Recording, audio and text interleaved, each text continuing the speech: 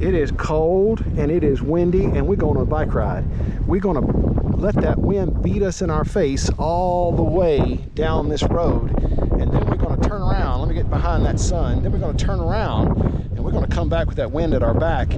This week's podcast is going to be out on Monday. It's going to be a fantastic podcast. I think so anyways. I am the author. But I'm going to go ahead and piggyback that podcast to this video.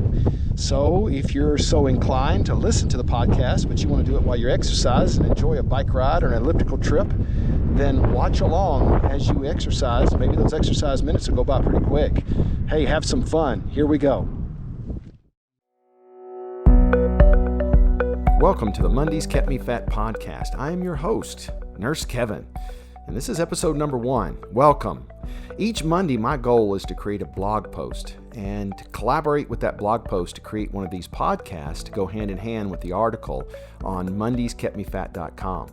I'm going to use this 15 to 20 minute podcast to help motivate you and me, to be honest with you, on this health and weight loss journey we're on. Let's get started. The other day, I was talking to a friend. I worked out every day since the first of the year. Now I'm going to start going twice a day. Now, I'll be honest with you, the pounds were falling off, and her New Year's resolutions were working great. She's lost about 10 pounds since the first. 10 pounds in 3 weeks. Most people would say, awesome, fantastic, you're on your way, right? Me, I said those things, but then I asked a question.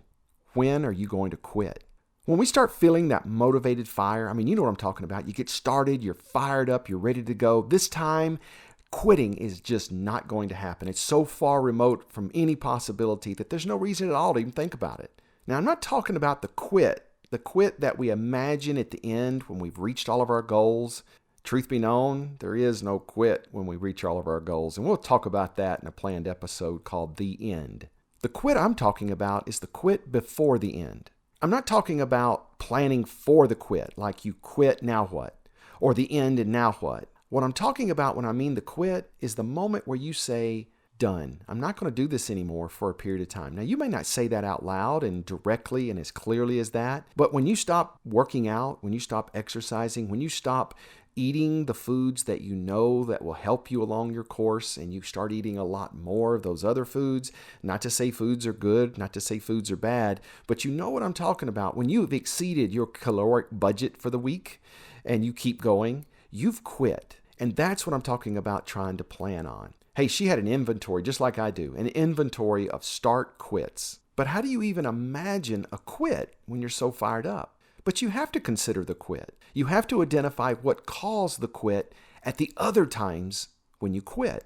Stephen Covey, in his book, 7 Habits of Highly Effective People, said, begin with the end in mind. In all my years of battling my own weight, I've probably had 100 starts. I've had 99 quits, but I started 100 times. So I asked her that question, what are you going to do to keep from quitting? That's basically what I wanted her to think about. Now, I know what Covey means when he says begin with the end in mind. He's talking about the end of a project, the end of a goal. And I know that we probably will never reach the end of our weight loss journey. I know that sounds disheartening to a lot of us, but I'm going to explain that a little deeper in future episodes. But will there ever be an end? For our health goals and weight loss goals, we need to modify Covey's message and say, begin with the quit in mind. The podcast and website is dedicated not only to teaching you how to lose weight, but how to keep it off. And that's the most important thing. Starting is hard, very hard. And once you get started, losing the weight, it's not so hard. You motivated, you feel that fire, you're going to the gym or you're working out at home, you're watching what you eat, the calories are starting to reduce in your daily intake, and the next thing you know, you start seeing that scale, boom, boom, boom, right off the bat. Now, keeping it off, that's a little bit more difficult. Your biggest enemy is most likely going to be yourself. No one's going to tell you to quit. Everybody's going to motivate you. Everybody's going to tell you you're doing great, you're looking fantastic. At first, you're going to be fired up. But eventually, you're going to be tired down. But keep that flame burning, but keep it burning slow and steady. And that's what this is all about. Listen, I love to tell stories. It brings things into perspective. This past spring, my son turned 13 years old. I turned 50. 50, that's when things start to break. Trust me, I know that good and well by this point in my life. My son needed a new bicycle. Soon, he'll need a new car. But right now, let's stick with bicycle. My budget, $500. Now, I knew all the brands, or so I thought. And as I got to researching the brands and all the different kinds of bikes, I couldn't decide on a street bike, couldn't decide on a mountain bike, and then someone introduced me to a gravel bike. Oh my gracious. When I heard gravel bike, I was thoroughly interested. My budget, it kept creeping up, and then it finally just disappeared. The next thing I know, I bought 2 bicycles. I didn't know if he was going to like an aluminum bike or a steel bike, so I bought a Salsa and I bought a Jamis. Have you ever heard of these brands before? I hadn't either up to this point. Now I've heard of all kinds of different kind of bicycle brands. Materials aside, he liked the blue one. So here we are with these 2 bikes, me with my black Salsa and him with his blue Jamis. Now what? We hit the trail. You know what's amazing about that? If I wouldn't have started so many years ago, I would not have been able to spend that much time this past summer riding and bonding with my boy. I tell you, it was an experience of my lifetime. I will say this, and we're already planning on next summer's trips. We have this saying, bicycling bouldered byways bearing bruised booties. And trust me, when you're going downhill, popping on those rocks, I tell you what, that seat does beat your booty up pretty good. And like I said, I love telling stories. It helps bring things into perspective. And I want to tell you a quick little story, and that's the reason I brought up the bicycles. Once upon a time, I was riding my bicycle on the trail with my son for exercise and bonding, and I got a flat tire. So I quit. The end. Was that a good story? It had all the elements, right? There are the characters, the setting, the plot, the conflict. But what about the resolutions? I got a flat tire, so I quit. Isn't that a resolution? Kinda. Conflict? Man in flat tire. Resolution? Quit. But I'll be honest with you, that wasn't a good story. Not a good story at all. It made you feel kind of bad, didn't it? Imagine pushing in 15 miles from the car and getting a flat tire. There's 15 more miles to go to the end of the trail. What do? Now, I bet you're shouting, you should have bought a spare inner tube and a small pump. Or maybe, why didn't you put any sealant in that tire first? Slime would have gone a long ways. And absolutely, you're right. You're anticipating what is probably going to happen because it's happened before. It'll happen again. You're anticipating the quit. Not the actual quit, the bicycling trip, but the event that caused the quit. Because without planning for the flat tire will cause the quit. I mean, I'm 15 miles down the trail. I've got 15 more miles to go. I'm not going to do the next there and back and spend another 45 miles on a bicycle trip pushing a bike with a flat tire. I'm going to quit. Preparing for the actual event that causes the quit keeps me from quitting. Down at the local bicycle shop, I'm known as the Boy Scout because I just about bring everything I need on a bike trip except for a spare bicycle. This is because I considered all the possible problems we'd face on a bike trip, and I expect the unlikely event and prepare for that flat tire by packing a patch kit and a pump and more sealant. You can't plan for everything, but you can plan for a lot of things. We even bring derailleur hangers. Do you know what a derailleur hanger is? Neither did I until we didn't have one. My son broke his, and it almost turned into a quit. So now the story can turn out better. Once upon a time, I was riding my bicycle on the trail with my son for exercise and bonding, and I got a flat. I pulled out the patch kit and used the opportunity to teach my son how to change a bicycle tire. We got back on the trail, reached our destination. The end. There, everybody's happy. Flat tires happen. They're really not an unexpected event. They're an expected event because they've happened before and they're going to happen again. Before we move on, I want you to take a quick moment and really stop and think about what you're actually doing when you quit. When you say on Monday, I'm going to fill in the blank, whatever that is. On Monday, I'm going to fill in the blank. I'm going to start paleo. I'm going to start my new diet, my new exercise program, whatever your fill in the blank is. It could be decreasing the amount of food that is considered unhealthy, increasing the foods that are considered healthy, and developing an exercise routine. Really and truly, there's no more to any diet or weight loss program but eating better and exercising. There's a lot of different modifications of that, but when it gets down to the essence of each and every diet, it's changing the way you eat and it's moving more or exercising. Regardless of how simple eating better and exercising more sounds, it's freaking hard. Tell me I'm wrong. Regardless, the essence, the true essence of the start is to start eating with purpose and moving or exercising more. The essence of the quit is to stop eating better and to stop exercising. So when you quit, you actually stop doing the things that promote your health and weight loss. Now that seems like a no-brainer, but think about it for a bit. You started eating better and moving with purpose. And then when you quit, you stop doing those things. So it's simple to start, simple to quit, in theory. But mentally and emotionally, oh my gracious, it's one of the hardest things to do. You know it. When I look back at my own quits through the years, I find that many of the quits I experienced followed a fired up, all or nothing start. So many times I'd say, I'll start on Monday without any preparation. Then, no start. Okay, next Monday. Eventually, it would stick. A Monday would take off, and I'd get fired up right out the gate. After reaching some threshold and feeling empowered, I would step it up a bit. I'd actually get more motivated. Before long, I was doing what I think now was too much. I wouldn't quit, not right away. I'd get tired first. You know that feeling? Oh, I got to go to the gym after work. Or, oh, I missed my workout this morning. I feel horrible. Then I start feeling guilty about missing that workout. I'm tired. A strange soreness, not that good muscle soreness you get after working out at the gym, but it would be a weird soreness. I'm tired. My heart eventually would rename that file, lose weight and be healthy. It would become something like become a bodybuilder. Wow, where in the world did that come from? Become a bodybuilder? How did I go from lose weight and be healthy to become a bodybuilder? Then I'd start correlating my workouts as being the most important parts of my weight loss and health journey. I would focus my meals to be specific to bodybuilding rather than just good old-fashioned weight loss. I got all confused with these carb-loading articles, timed protein intake in meals, even waking up in the middle of the night and getting a protein fix. Trust me, I had a problem. But wasn't that what all the articles in the magazines suggested? Do this and this and this? I was actually eating more than before. It had become this convoluted mishmash that caused more work and stress, way more than necessary. And then, guess what happens? A life event, an injury. No gym? If no gym, no reason to continue. After all, I'm a bodybuilder, right? I'd lay off a week and I'd say, hey, I'll start back later when this injury goes away. Guilt would set in. The next week would start. Feeling pretty comfortable not going to the gym. Still hurts. 2 weeks would go by. Guilt. Then eventually, the quit.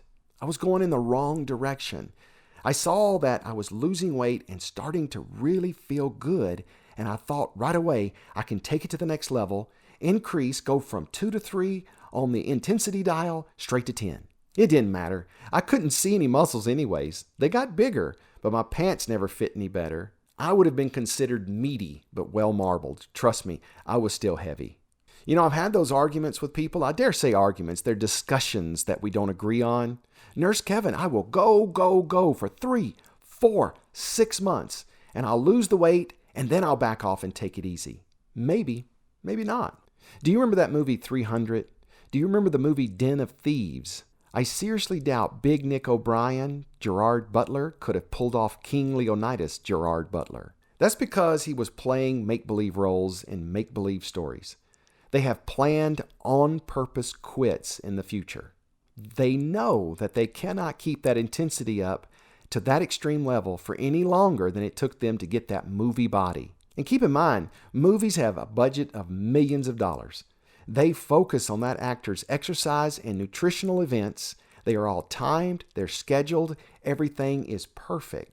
Would it have been possible for Big Nick O'Brien in Den of Thieves to transform back into King Leonidas in the 300 in just 12 weeks?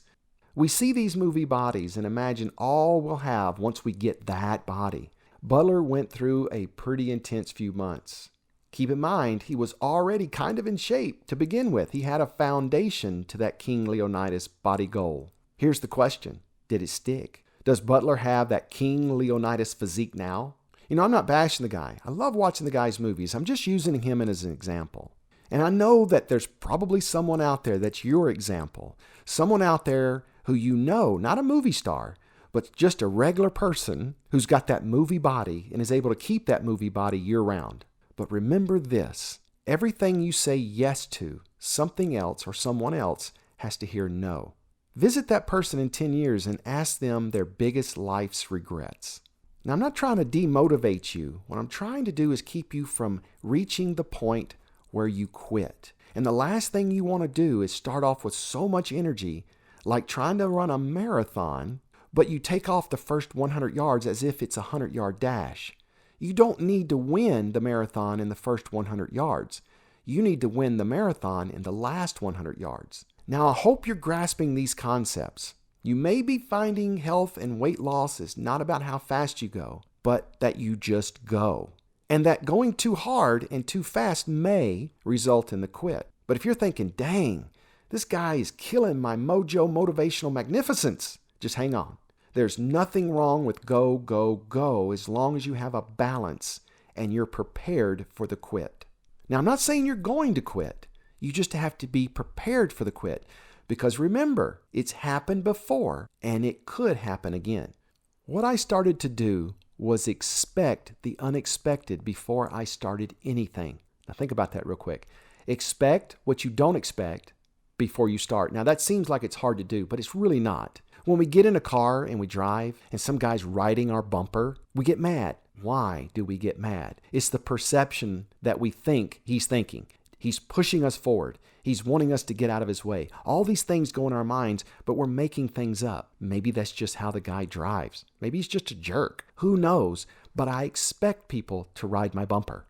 I expect people to cut me off in traffic. People will do these things. And so when it happened, I wasn't shocked and I wasn't upset. I expected it. When I went to work, I would freak out when I got a call. I've got 100 things to do. I don't have time for one more thing on my docket. But I would complain. Eventually, what I would do is plan for that unexpected interruption in my day. And when that phone call came and asked, could you do this extra? I could. And I said, sure, I can get that done today because I planned for it. And when that phone call would come in and I had to add to my already full plate, I wouldn't be so upset because I planned for it, because I expected it. And I have a contingency plan.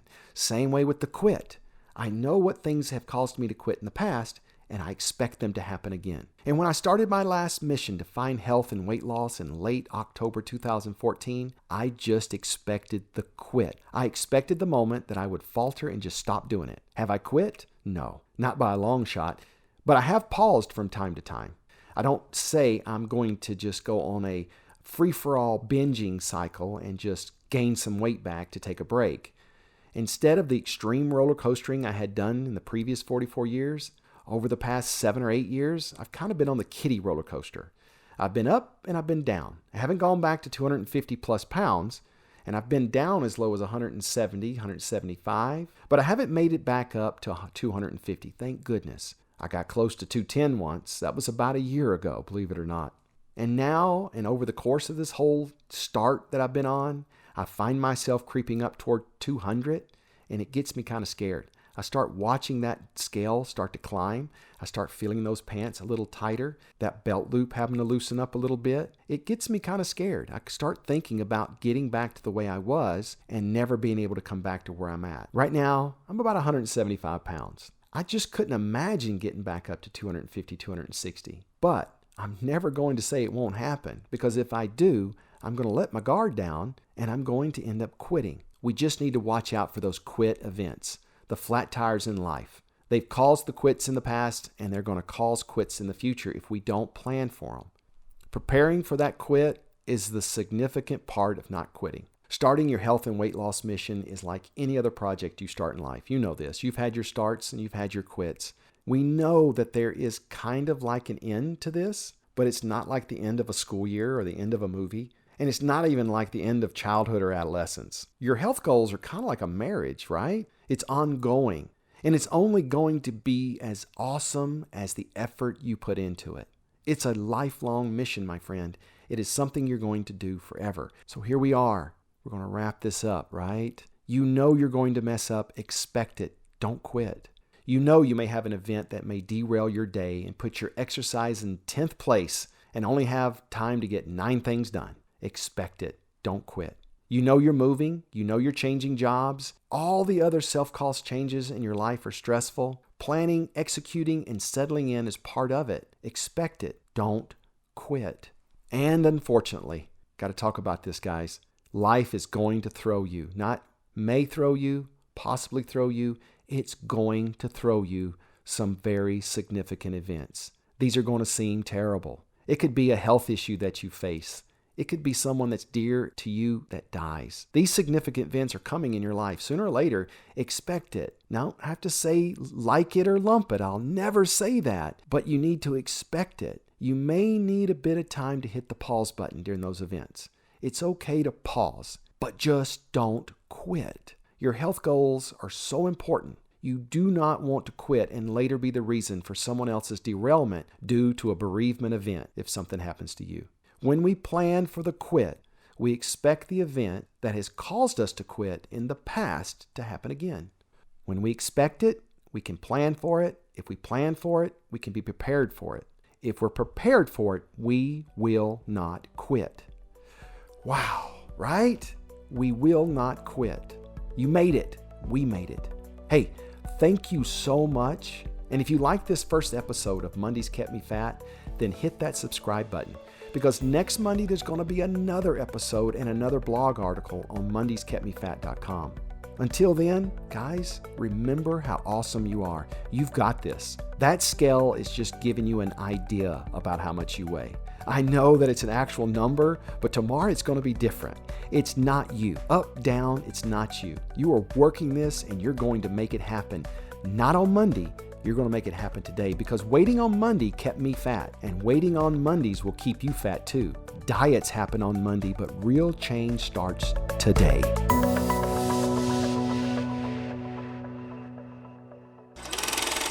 You did great!